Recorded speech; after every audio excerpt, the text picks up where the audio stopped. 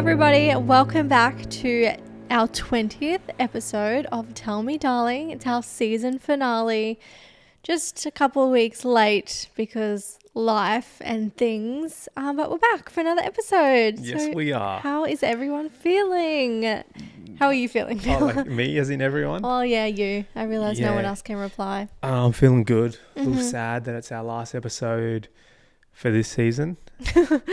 But there's not going to be much of a break between this one and the next one because we didn't expect to have a 2-week break between this and our last episode, but things just happen. Life got away, and school honestly, holidays and this and that. But also, this script was really hard for me to write. I'll have to be honest with you. Oh, that sucks. It took a lot. I had to do it in small doses because it was pretty draining, like emotionally. So just be prepared. This one's a heavy one today. Damn. Yeah, but other than that, life's good. Kids are back at school. Our house is getting some work done to it, which is super exciting. We're getting the outside rendered, and it looks crazy different already.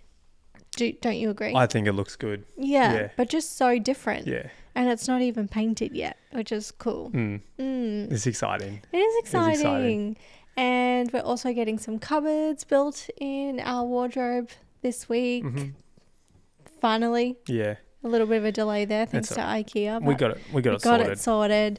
And then on Monday we go to Vanuatu on a cruise. Yeah. We're going on a cruise. Yeah, Shout out to boy. Pino. They should sponsor this podcast. I feel like I talk about them all the time. But yeah, we are off for a family cruise. I thought he was going to knock on the door then. We have a worker here, so I'm waiting for him to just bust through the door and be like, what the fuck are you guys doing? This big camera and microphone set up. Anyway, you were very quiet. I feel like I've spoken a lot in 30 seconds and you've said no words. I'm letting you talk. Okay, well, what have you got? You've got a lot to get off your chest, so I'm letting you talk. I don't. Go. People want to hear from you. What's up, my people? Stop. No. And nothing. You've got nothing. No, You've I've got only nothing. had 2 weeks to fill your brain with things to talk about and you've got nothing. You've never told me to think about stuff for 2 weeks. Why do I have to tell you? Why do I have to tell you? Because you've said it all. You've said what I would have said anyway. All right. Phil's got nothing. I hope you speak more throughout the episode. I will. Give you that. Thanks.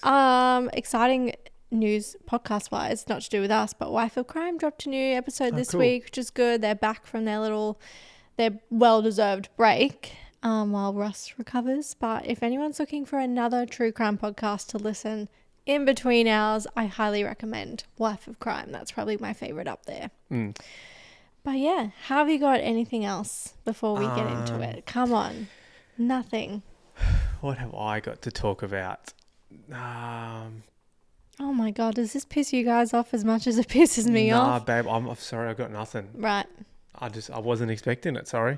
Oh, okay. I wasn't expecting to talk on a podcast.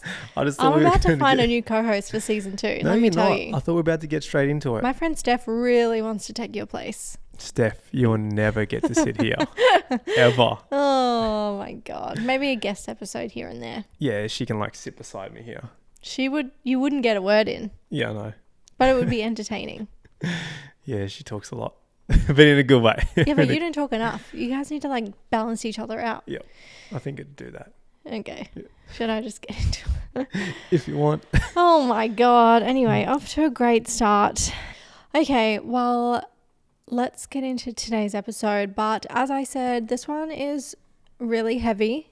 And a lot of you will probably know the case once I start talking about it. But it does speak about domestic violence and there are children involved. So if that feels too heavy for you, then maybe skip this episode. Okay. But yeah, I just thought I'd pre-warn that before we get into it. Uh-huh. Are you ready? If I don't want to hear this episode, I'm joking. I know. I do, but I don't. I know. Okay, Right. Let's get into it. It was the morning of the 19th of February, 2020, and the residents of Raven Street in Camp Hill, Brisbane, Australia, were starting their day like any other. People were getting ready for work, some enjoying a quiet breakfast, and parents are doing the morning school run. Michael Zemek was casually washing his car when his attention was drawn to a car that pulled up in the front of his home. Inside the car, he noticed a distressed woman in the driver's seat and a man in the passenger seat holding her tightly. The woman urgently called out to Michael through her open window, uttering a sentence that would haunt him forever. "Call the police. He's trying to kill me. He's put petrol on me." As Michael moved closer to the car, he was met with a deafening explosion that sent him sprawling backwards, knocking him down to the ground. In an instant, the car became engulfed in a raging inferno. The woman who was in the driver's seat manages to break free of the car, her entire body cloaked in flames.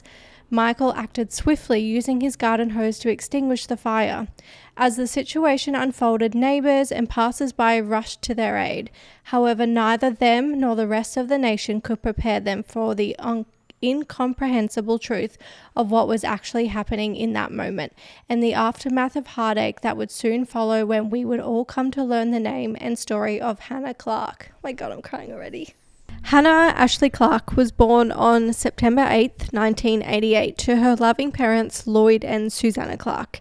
She shared a close bond with her younger brother Nathaniel, who went by Nat, and the two of them were always best friends growing up and always in each other's corners.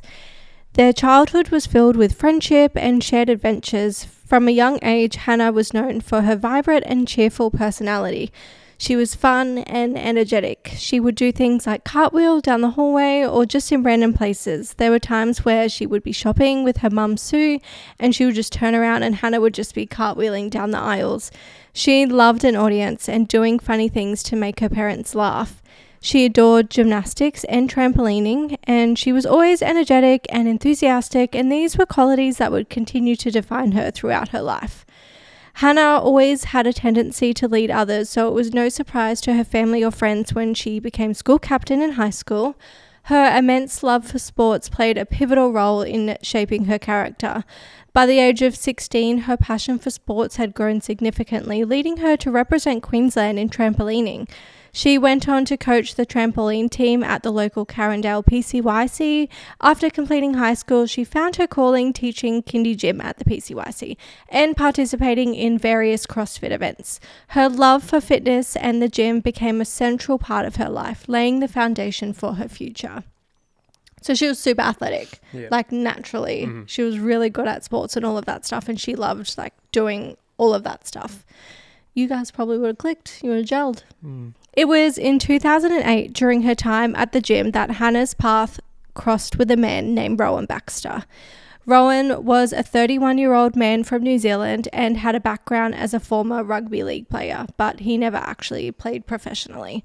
He had recently moved from New Zealand about 2 years before meeting Hannah with his wife and young son to start a new life in Australia, but eventually the two would separate. Rowan embarked on a career as a boxing instructor at the PCYC, where he and Hannah formed a connection. Their shared passion for fitness became a strong bond between them. As they grew closer, Hannah learned that Rowan was still living with his ex-partner and that he had a young child, but he assured her that their connection was purely for the sake of the child and that nothing was going on. And being a young 20-year-old with a crush, Hannah believed him. When Hannah introduced Rowan to her parents, they were understandably cautious. Apart from the significant age difference between him and their daughter, they were concerned about the fact that Rowan had a wife, whom he still lived with, but despite these concerns, they loved Hannah and they were very supportive of her always and remained quiet about their reservations.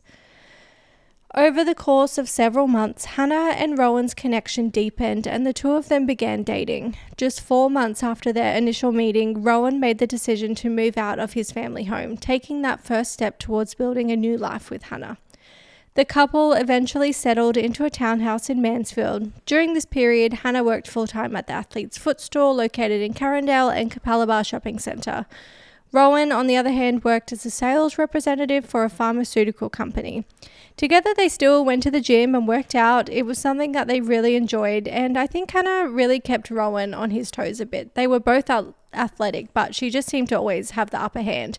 Like, it was very natural for her. Mm-hmm. In 2011, Rowan proposed to Hannah, and she said yes. Their wedding day took place in Kingscliff in New South Wales in October of 2012. On her wedding day, Hannah felt like a princess. She was full of excitement and she told her mum that this was the best day of her life. Her future looked bright and her life was just beginning, but as we all know, this would not be a fairy tale ending that she had hoped for. In April 2013, the couple welcomed their first daughter, Aliyah. She was sweet, articulate, clever. She grew into a well-behaved girl who excelled in school. She loved reading and English. On the 19th of March 2015, they welcomed their second daughter, Liana. Liana liked to please people and make sure they were okay. She was described as a typical middle child, wild and full of energy. She would light up any room just like her mother. On the 4th of December 2016, Hannah and Rowan would have their third child, a boy called Trey. He was a mummy's boy, energetic and loved running, jumping, playing. By 3 years old, he was obsessed with footy and throwing and kicking balls. All three children were healthy and happy and full of life.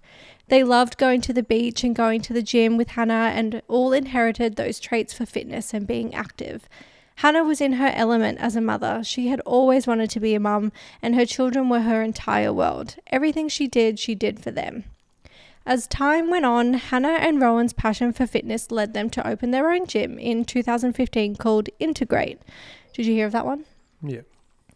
Hannah's parents, Sue and Lloyd, even helped by investing $18,000 alongside another investor who put in $40,000 to get the gym off the ground.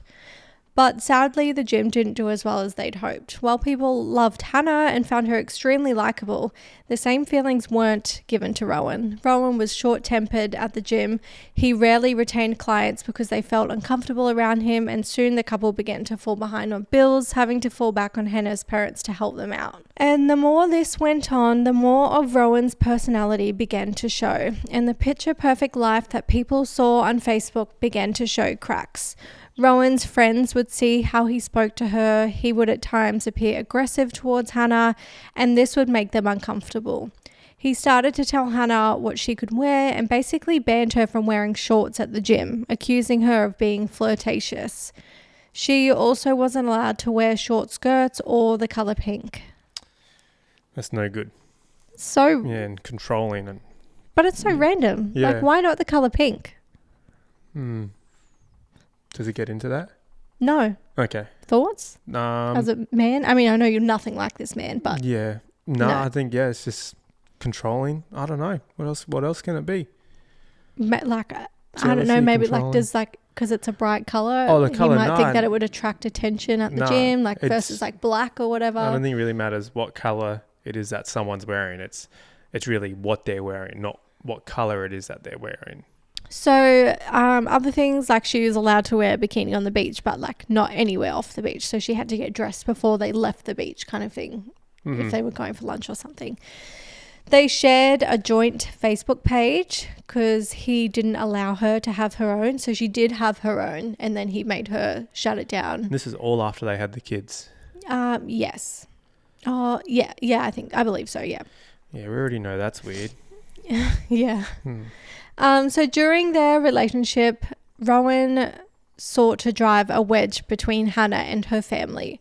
He openly criticized her mother in front of her and her brother, and he made it difficult for Hannah to spend time with her parents. Rowan stopped Hannah and her children from attending weekly family barbecues at her parents' house, which would be really hard, because I think the more that you learn about the story, you understand how close Hannah was with her family. Yeah. So for him to do that, you just know that that's strategic. Yeah. You know? As time went on, Rowan's need to control Hannah became more and more obvious. There were these moments when they'd unexpectedly bump into Hannah's family at the beach, and instead of being hey, and if you bumped into your mum at the beach, or mum, you would just park up with them. It's just what you would do. But he would pack everything up and tell Hannah that we need to move to a different beach and not hang out with them. And then eventually he just stopped taking them to the beach at all. Slowly but surely, Rowan's actions were cutting Hannah and her off from her family and everyone that they cared about. It was like her world was shrinking and Rowan was the only one left in it. What was his issue? Why was he doing all this? He just wanted Hannah for himself. I mean, I'm sure there's more going on, but yeah. Things got weirder at home. Rowan's dominance started spilling into their private life, or intimate life, I should say. He began demanding sex every single night, and if Hannah ever said no, he'd punish her with the silent treatment for days. But that was just the beginning. Rowan's behaviour became more and more alarming. For instance, he would borrow Hannah's brother's car and use it for months. He ended up putting over 30,000 kilometers on it and accumulated $200 in toll bills, and he didn't bother refilling the tank or anything. And when Hannah's brother finally asked for his car back, Rowan's response was to stop talking to him and basically cut Hannah off from him and just make it really hard for her to talk to him. Fuck. And Hannah and her brother were so close. They were best friends. So that was really hard for both of them. Rowan's control even extended to family gatherings. He flat out refused to let Hannah spend a full day with her own mother on Mother's Day. She could only be with her family for half the day before Rowan insisted that they spend the rest of the day celebrating his mum, who was not alive anymore. What was her family... obviously her family knew of this? That he was controlling and not allowing it? Or was she making up excuses to her family... I can't make it because we got this and this. No, I can't make it because Rowan's not letting me out of the house. I think it was a bit of both. I think in the beginning she made up excuses, but as time went on, they knew that it was Rowan. But if they said something to Hannah, it would reflect back on Hannah when she got home. Yeah. So she would ask them basically please just let it go. Don't say anything for my sake. Otherwise, it's just going to make it worse for me at home. So they were kind of stuck between a rock and a hard place, because if they said something, he might make her cut communication altogether or something like that. But you know what I mean? It was, but I don't think in this period they understood how bad it was. I think that they just thought, you know how people have problems with their mother-in-laws or whatever, I think they just thought it was a bit of that. They didn't understand how deep it went. Yeah. So it kept going. He refused to let Hannah spend a full day with his mother on Mother's Day, and even stopped them from joining the annual Good Friday family get together that they used to do every year at Hannah's parents' house. And after Aliyah was born in 2013, Rowan wouldn't even let Hannah's mum look after her, babysit her or let her stay at the house to hang out with the children. He was really firm on that. What the fuck? Rowan's behaviour had grown increasingly oppressive, and the atmosphere at home had become unbearable. Hannah felt trapped and overwhelmed, but she knew she had to find the strength to protect her children. One day, Hannah promised her eldest daughter, Aliyah, that she could watch her competition finals for CrossFit. Yep. The excitement in Aliyah's eyes... She promised her daughter that the daughter could watch her compete? Yeah, that she could go with her. And she was so excited. Her eyes lit up and she was just really excited about going. But Rowan's control took it away. He forbade Aliyah from going, seemingly out of anger and possessiveness. And an argument exploded between Hannah and Rowan, leaving Hannah determined to stand up for her daughter. Despite Rowan's objections, she insisted on taking Aliyah to the competition. But when she tried to leave with Aliyah, Rowan's anger flared. In his fury, he grabbed her by the arm, leaving visible marks on her. As she left the house with Aliyah, Rowan's ominous words echoed. We'll talk about this later. Hannah had enough. This was the final straw. The following week, Hannah couldn't shake off the sadness and despair that filled her home. She confided in her friend Nikki, admitting that she was keeping her head down at home, and the control and fear had reached unbearable levels. Hannah opened up to her mother about the depth of Rowan's manipulation. He would check her phone in the middle of the night while she was asleep, and one night when she woke up to find him doing so, he threw her phone across the room, shattering the screen. It had become increasingly apparent to her that Rowan was tracking her phone and listening to her conversations, questioning her about the people she spoke to every day. Rowan's jealousy and control spiraled as he grew suspicious of Hannah's relationship with Dave Kramer, which was a close friend from the gym. A simple phone call to Dave sent Rowan into a rage, accusing Hannah of having an affair. So he's just spiraling with everything and everything that she's doing. She really can't step a foot out of line. And these are people that he's met. He works out with this person at the gym, and yet he's still suspicious of him. It was at this point that Hannah made the painful decision to prepare to leave Rowan. She confided in her mother, explaining her desire to return home with the children, and her mother, Sue, began to make preparations for their arrival. Mm-hmm. So on the 5th of December 2019, this is 7 years after they got married. Yep. Along with the help of Nikki, Hannah's best friend, Hannah moved out while Rowan was at work. She had taken the children out of school and packed up all of their stuff.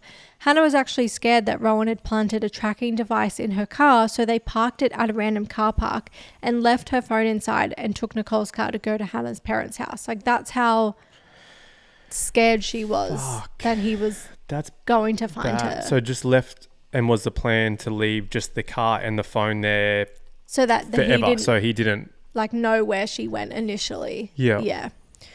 And I'm guessing, but did she get a restraining order? Was that the plan straight away as well? Not yet. Okay.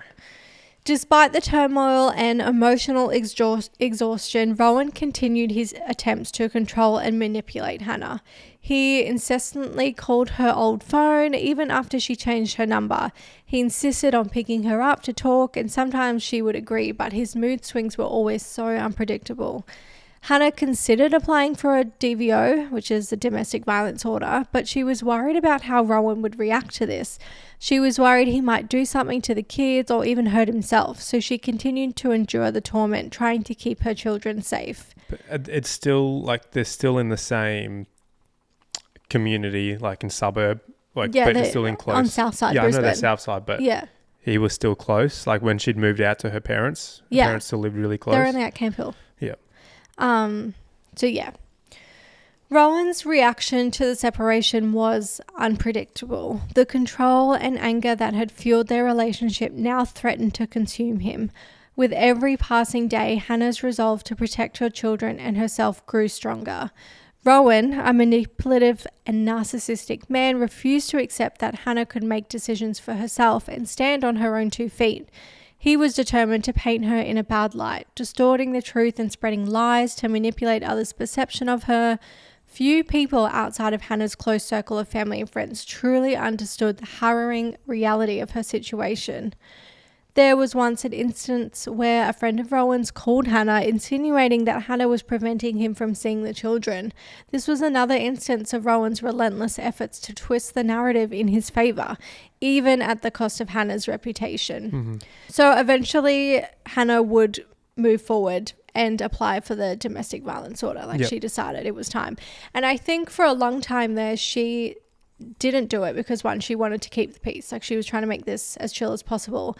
But he never actually hit her. Yeah. And so to her, she didn't think that she was in a domestic violence relationship. She didn't realize that she would still be able to apply for something like this because she didn't really have any proof of him. Because it was more emotional. Emotional, yes. Yeah. But she went forward with it, and it dragged through several court hearings, a back and forth battle for control and tiresome custody disputes. But finally, Hannah and Rowan reached an agreement on a custody arrangement, and on the 23rd of January, the mediators sent out an interim parenting plan to Hannah, and it laid out the following terms. So the children would live with Hannah. Mm-hmm. They would spend every second weekend with Rowan.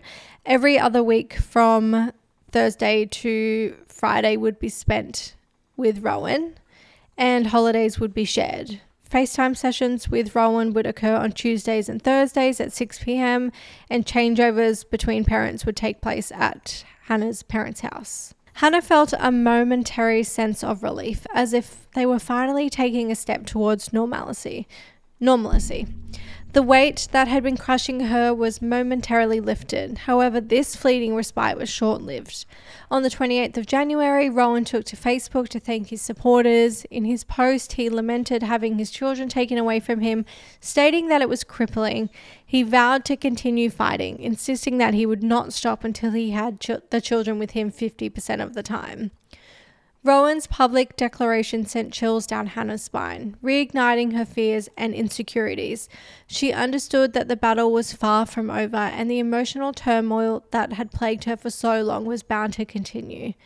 Hannah endured consistent torment throughout these periods, her emotions battered by Rowan's relentless manipulation and control.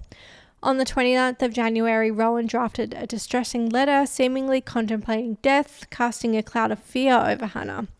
On the 30th of January, Aaliyah cried tears as she resisted going to her father's place. It brought a feeling of helplessness to Hannah. She confided in a school mother who'd noticed a change in the children's demeanour, and Hannah shared how Rowan had mistreated Aaliyah because she dared to stand up to him.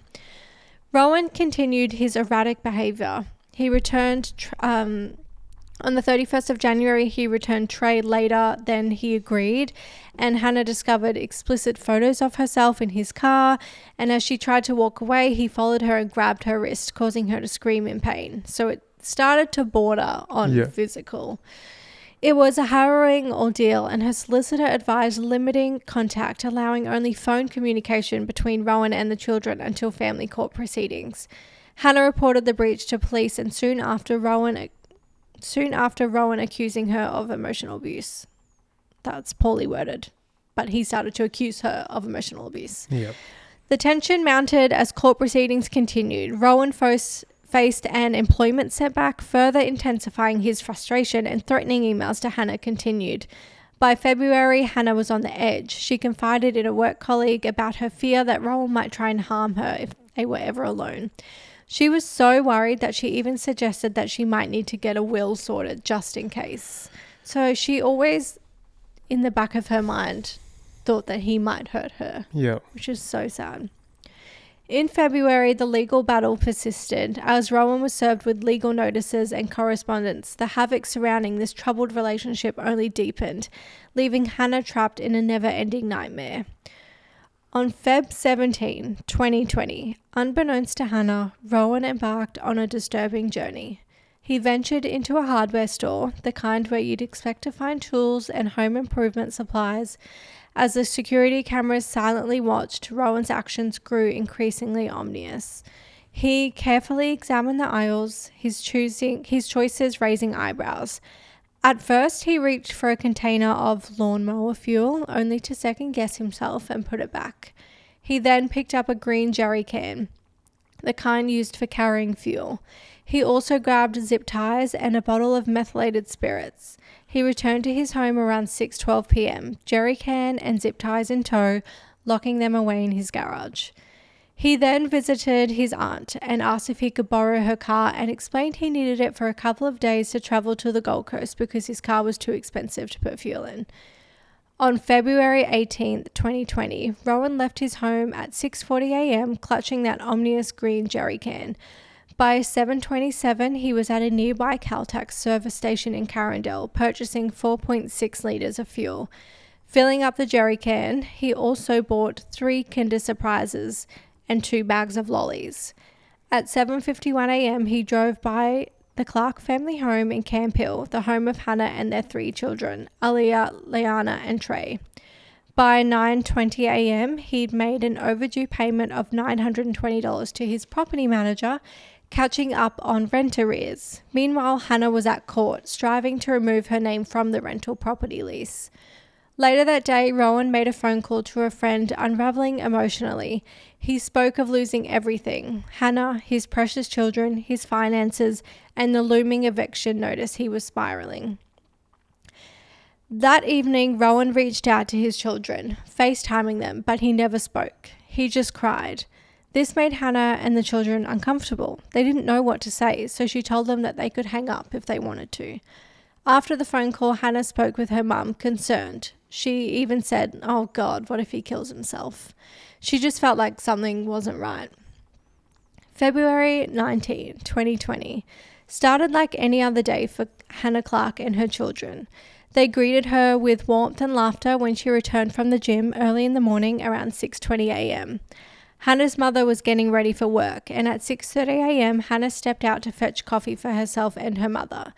She sat on her mother's bed, savouring the coffee while watching her children play. Trey was engrossed in a dinosaur show on TV, and the morning was full of love and happiness. Unbeknownst to Hannah, Rowan's Baxter's day was also starting. At 6:48 a.m., he left his house. he stopped at a service station around 6:44 a.m., filling his vehicle with petrol. Around 7 a.m., Rowan made a visit to Piccolo Coffee Co. Cafe, admitting to the barista that he was fighting with his ex-missus. He occupied a table on the footpath, engaged with his phone, seemingly studying a map on his screen. Meanwhile, inside their home, Hannah prepared her 3 children for the day ahead. At 7:20 a.m., Mrs. Clarke bid a loving goodbye to her daughter and grandchildren, offering a heartfelt words of affection. Little did they know that it would be the last time they would speak. By 8:02 a.m., Rowan's Nissan was parked on Durhamville Street, just a stone throws away from the heart-wrenching events that would soon unfold. At 8:12 a.m., he briefly stopped near a house close to the Clarke's residence. Moments later, at 8:17 a.m., he circled back and parked across the road from their home. Inside the Clarke's residence, Hannah got behind the wheel of her silver Kia. Her children were securely seated in the back. Trey was in the middle, Aaliyah behind the driver's seat, and Liana in a booster seat behind the passenger seat. As Hannah ignited the car, Rowan, clutching a petrol container, suddenly leaped into the passenger seat. Hannah's screams filled the air as she implored him to leave the vehicle. Rowan refused to relent. Around 8:25 a.m., Michael Zemek, washing his car in his driveway on Raven Street, was startled by Hannah's desperate cries. She had pulled over and was desperately entangled with Rowan, who was physically restraining her inside the car. Hannah's plea for him to call the police couldn't be ignored, and he had to intervene. However, the unfolding tragedy was swifter than anyone could comprehend. The car burst into flames, Hannah somehow managing to escape, but her whole body was covered in flames. Michael, with the help of a hose, encouraged her to roll on the ground to extinguish the flames. On the other side of the burning car, he saw Rowan Baxter lying on the road, also engulfed in flames. Michael tried his best to douse the fire, consuming him as well. After ensuring Hannah's safety, Michael ran to his house to ask his daughter to call 000. The first emergency call came in at 8:26 a.m. He returned, now armed with a hose connected to the mains water, to continue his efforts. Samantha Covey, who was driving her children to swimming classes that morning, witnessed the rising smoke from Raven Street. She turned onto the street and found the car engulfed in flames. She picked up the hose that Michael had put down to run inside and started hosing Hannah. In the midst of the chaos, Hannah disclosed that she had a DVO and asked about her children. Samantha tried to comfort her, assuring her that someone would help the kids. Hannah explained how she stopped in front of a man washing his car, hoping he would call the police. Instead, Rowan dropped the lighter and she desperately attempted to intervene, even tearing his shirt in the process. Kerry Fernandez, a resident on Raven Street, had heard Hannah's pleas, followed by an agonizing scream. She had called 000 as a car abruptly veered onto the curb of Raven Street. As she was on the phone, the vehicle exploded, sending shockwaves through the air. Rushing towards the car, Carrie saw others on the phone, so she hung up and ran back to her house, retrieving a fire extinguisher from the garage. As she approached the blazing car, she noticed Rowan, severely burnt, standing near the vehicle. The car began rolling backward, and Hannah was still in agonizing pain. She cried out for her children. Benjamin Young, who had been installing signs that morning, heard Hannah's screams and saw her car pull up at the front of Michael Zemek's. The car exploded about 10 meters away, creating shockwaves and a thunderous noise. Panicked but determined, he grabbed 2 pieces of timber from his ute and handed them to 2 other men, who rushed to the back of the car to halt it moving backwards. Kerry and a man named Reese joined the rescue efforts, with Kerry using the fire extinguisher. Rowan was covered in burns. He sat on the grass only meters away from the fiery car, his head hanging in despair, but the unfolding horrors wasn't over yet. Sarah Tranberg, a resident of Raven Street, approached Rowan. He got up and rushed back inside the burning vehicle, only to come out with a knife. She pleaded with him to drop the knife, repeating her plea multiple times, but Rowan placed the knife onto his chest and fell forward, stabbing himself. He did this 3 times before curling into a fetal position on his side. Stephanie Ring, an off-duty paramedic, arrived at the scene on her way home. She witnessed Hannah in immense pain. Hannah, barely able to speak amidst the turmoil, told her, "My babies are in the car. My ex-partner told me to pull the car over. Then he squirted petrol on us and threw a lighter at the car." Heavy. Could you imagine starting your day like this, like normal, sipping on your morning coffee, and then suddenly finding yourself thrust into a situation like this. No. Like, these were ordinary people, just like you and me, going about their routines, and this car pulls up. This woman screams, "Help me," and then it explodes. They courageously rushed to rescue a woman who was literally on fire, pulled her from a burning car, and then the realization that there are children trapped inside, most likely not alive because of the engulfing flames. It must have been an excruciating mental and emotional burden. Then the shocking revelation that the man who was also in the car is the one responsible for the inferno had intentionally lit a mother and her 3 children on fire. The anguish, sadness, and emotional devastation experienced by these compassionate bystanders must have been immeasurable, and I cannot imagine what was going through their minds during this whole ordeal. As the scene unfolded, sirens of ambulances, police officers, and fire trucks filled the air, and soon the street was alight with flashing of red and blue. Fire crews were the first to arrive as they worked to extinguish the flames. Paramedics and police weren't far behind. Despite being in unimaginable pain with burns almost covering her entire body, Hannah was able to tell one of the first responding officers what had happened. She knew she was unwell, and she knew what had happened, and everyone tried to comfort her and treat her. She was brave and composed, and Dr. Stephen Rashford was one of the doctors called to the scene that day to help Hannah. When arriving at the scene, he first went to Hannah, who was in the back of an ambulance. He made an assessment, and they formulated an action plan to anaesthetize her before her burns swelled, potentially cutting off her airways. Then he went to check on Rowan, who was unconscious with burns and a knife in his upper abdomen. He made a plan for managing his injuries, including anaesthetizing him. While about to start the anesthetic for Hannah, so he'd gone back to Hannah at this point, Rowan went into a cardiac arrest. So he rushed back to Rowan, and despite knowing that Rowan was responsible, the ambulance officers, they have a duty of care to save his life. It's challenging, but it's their job to do it, and they must do it. Rowan had stabbed himself 3 times and gone into cardiac arrest. So they proceed to resuscitate him and perform open heart surgery right there on the spot. They have seconds to make these decisions in these scenarios. They were able to fix the laceration to the heart, but they couldn't get his heart started again. Despite every effort to save him, he was pronounced dead at the scene at 7:14 a.m. The cause of death was the self-inflicted stab wound, but even if the open heart surgery had been successful, it was determined later that he probably would have died from the burns anyway. Good. So it's such a hard situation, and I listened to the doctor talk about this in the after, and he said it's so hard when you're in that position, because obviously emotionally you don't want nothing to do with this person, but when they took on this job, they took on a duty of care and they have to do everything they can. Yeah. But also he was saying in that moment, we did absolutely everything that we could to save this man, because they didn't want it to fall back on him. Yeah. Them, if he did die, that it was their fault. He's I don't want any of my team to be held responsible for this man's death, so we're going to give it our all, kind of thing. Which is such a hard spot to be in, In the ambulance, Hannah fought against the immense pain racking her body, and she managed to whisper a poignant hope.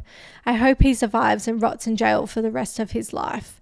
Her concern for her children's well-being was evident when she asked an officer about their safety. His response was gentle yet firm, urging her to focus on herself right now. As the dreadful news of the unfolding tragedy began to spread, the first ripple of despair reached Lloyd, Hannah's father. A call from a concerned neighbour inquiring about his whereabouts sent a sinking feeling coursing through his stomach. Frantically, he tried to reach Hannah but received no response. In a moment of desperation, he dialed his wife Sue, seeking any information she might have. Sue, who was at work, had heard sirens throughout the morning, but had thought little of them.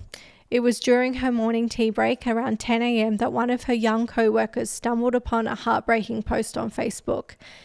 In a hushed and shocked voice, she informed Sue that 3 children had died in a car fire in Camp Hill. Sue felt a sudden wave of nausea. As she read further, the mention of Raven Street hit her like a thunderbolt. She knew instantly. Just as this grim realization sunk in, 2 police detectives walked into the room, and with a heavy heart, Sue uttered the words, "So they're dead." Like, she just knew it was them. And the officers nodded gravely in response. Meanwhile, at the scene, Dr. Rashford, with an understanding of the severity of Hannah's injuries, shared a moment with her. Though he didn't disclose the specifics, in an interview with the Hannah Story podcast, he recounted her sentiments as something along the lines of, "We're going to take your pain away and make you comfortable, and when you wake up, you're going to be in a better place." Hannah was transported to the Royal Brisbane Women's Hospital, where her family gathered to say their goodbyes. Surrounded by her loving family, Hannah took her last breath and joined her 3 beautiful children at 5:40 p.m, forever together, resting in peace. On the 9th of March 2020, 3 weeks after the devastating murders, the atmosphere was heavy with weight of grief as mourners gathered at City Point Church in Carindale on a rainy autumn morning. In the sombre church, a single white coffin stood adorned with 4 gold plaques bearing the names of Hannah, Aliyah, Liana and Trey. Their smiling faces were etched into the hearts of the grieving crowd, their images side by side on the stage. 5 speakers stepped forward to offer readings and words of solace, sharing stories and reflections. Among them were friends of Hannah, as well as her brother Nat. He spoke of his sister as one of the greatest mums to ever walk this earth. With deep emotion, he recounted a touching memory of the connection they shared, his voice quivering but strong. He described a special song, Brown Eyed Girl by Van Morrison, which forever became a tribute to his sister. Their bond was remarkable, the kind parents dream of for their children. Nat couldn't help but reminisce about the countless beautiful moments that they had shared. His voice cracked as he expressed his regrets, especially for the years when they didn't communicate as they should have. He acknowledged the precious last 6 months that they had with Hannah and the kids, which were filled with hope for a brighter 2020. The pain of not having more time to protect Hannah, Aliyah, Liana, and Trey were evident in his words, and he apologized for not being able to shield them from harm. During the service, a group of children tenderly placed colourful butterfly stickers on the pristine white coffin. Family and friends were given bookmarks that carried a powerful declaration that Mrs. Clarke had posted on social media before her tragic passing. It resonated with her strength and resilience, stating her determination not to be a victim but a survivor, and her unwavering commitment to empowering her daughters to know their worth. The heart-wrenching story of Hannah Clarke and her 3 beloved children is one that pierces the soul, reminding us of the insidious darkness that can infiltrate lives even in the face of heroic strength. Sue and Lloyd, Hannah's parents, exhausted every fibre of their beings in a desperate attempt to shield their daughter from the monstrous reality of domestic violence. They wish they had possessed the knowledge that they held now. With a profound determination, they endeavour to share their wisdom with the world. In their own words, Lloyd urges all of us to be vigilant, to shatter the bystander role, and to rise against the tide of indifference. He calls upon us to say something, to take a stand, and to challenge the perpetrators, even if they are friends or family. Sue reinforces the need to recognize that control, no matter its form, it's a potent weapon of abuse, and it should never be tolerated. In recognition of their unwavering commitment to the cause, Sue and Lloyd were named Queensland Australians of the Year for 2022. The judges hailed them as champions of victim empowerment, advocates for family awareness, and architects of safe havens for those who need them the most. Small Steps for Hannah is a testament to their dedication, offering a guiding light for those who have been tangled in the shadows of abuse. Their partnership with the Queensland Government to establish the Women's Safety and Justice Task Force is another milestone on their journey towards change. By advocating for the legislative amendments, Sue and Lloyd aspire for coercive control to become a criminal offence, leaving a legacy in Hannah's name. This family, made infamous for all the wrong reasons, now stand resolute in their determination to imprint a lasting legacy upon the world. But amidst all the accolades and the strength they've discovered within themselves, One reality remains indomitable, their profound heartbreak. More than anything in the world, Lloyd and Sue yearn for Hannah and their precious grandchildren, missing them every single day. Hannah's story serves as a somber reminder that even when everything is done right, the darkness can still prevail. An inquest into her murder unrevealed Rowan Baxter as pure evil, a man who was seemingly beyond redemption. He was a puppeteer of life's cruelest game, yet it is the very darkness that has pushed Queensland to contemplate new coercive control laws, a glimmer of hope that Hannah's ordeal has sparked change. In the memory of Hannah, Aaliyah, Leanna and Trey, let us pledge to be their voice, their legacy and their hope. For more information and to support Sue and Lloyd's work, please visit smallstepsforhannah.com.au. And that was the story of Hannah Clarke. Hey guys, this is Jess. I am just refilming the end, I guess, the closing of our episode because, I pretty much cried through the end of our episode and Phil didn't have a lot to say. I think he was also upset and we didn't get much out and I didn't get to say a lot of what I wanted to say at the end of the episode. But I'll keep this short so that we can, there's more clips I want to play. Hannah's mum wrote a statement which she read out at her inquest and I would like you guys to listen to it. It goes for a couple of minutes and it's just, I think you should hear it. I think it's important. I also would love if you guys would check out the Small Steps for Hannah website and just have a read, and if you can donate. And I would also encourage you guys to listen to the Hannah Story podcast that 9 News did. It's on Spotify. It's really good. It goes across 6 episodes and it's just really insightful into who Hannah was, their relationship, and I guess just the signs that if, Hannah's family and friends had seen them earlier, maybe something could have been done. And I just think it would open your minds. But I also just think it's important to spread Hannah's message and raise awareness. So I would encourage you guys to listen to that as well. But thank you guys for listening to this episode. I know it was a hard one to get through, but from what I've learnt about this case, Sue and Lloyd like Hannah's story being shared because it raises awareness and it helps other people. So if anything, if this episode does that, then I'm happy with that. But please listen to Sue speaking at Hannah's inquest to finish this episode. And thanks again for listening. So we write this statement on behalf of them as much as ourselves.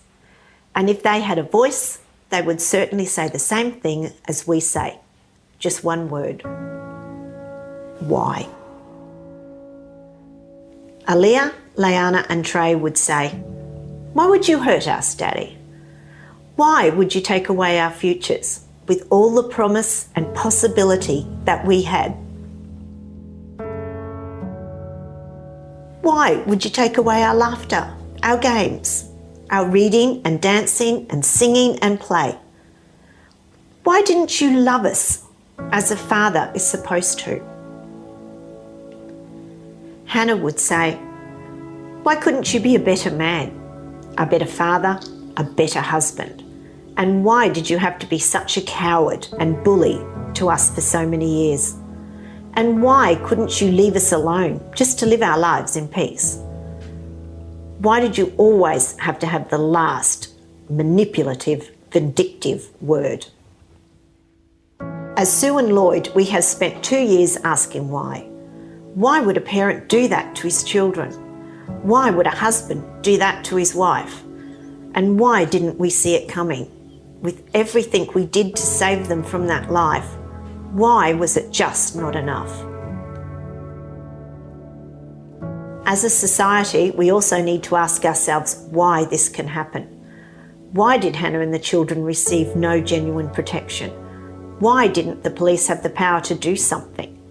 Why has coercive control never been recognised as a crime? Why does it take the murder of 4 beautiful souls and a dozen others every year before governments respond? Aaliyah had a light shining from her, determined and talented and mature beyond her years.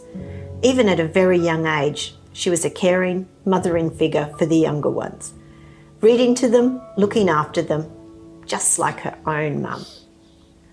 Leanna Grace was our cheeky middle one. She was always full of beans. She would have turned 7 just over a week ago. She always told us that we could stop carrying her when she turned 7. We will never stop carrying her. Trey was everything that's positive and wholesome about being an emerging young man. He loved to climb and run and play. He loved sports and the outdoors and was always looking to please people. Like Hannah, the children also were victims for so long. They were pawns in his games. They were a part of his control strategy. Other than that, they were nothing more than a nuisance to him. The greatest tragedy is that they were also full of love and life and had so much to give if only he'd loved them in return. Just over 2 years ago, our lives changed forever. We will never be the same people we were before Hannah, Aaliyah, Leanna and Trey were taken from us. There is not one part of our lives that has not been affected by what was done. The love we have lost will never be forgotten. Hannah and the children are with us every day, and in their names we'll use everything we have learned from this inquest to keep up the pressure for law reform and to keep the conversation going. We want everyone to be able to spot the danger signs in their relationships, in their friends, and even in themselves. A better understanding of coercive control, including criminal laws, won't change what we've suffered. It won't bring back the love that has disappeared from our lives. It won't allow us to watch Hannah blossom into the strong, compassionate and successful woman she was determined to be. It won't help us see our grandchildren fulfil all their potential. But we do hope, as a community that stands up against coercive control, it will stop others suffering the same fate. And we hope it will prevent other parents and families suffering as we've suffered and spending the rest of their lives pondering that bewildering, unanswerable question. Why?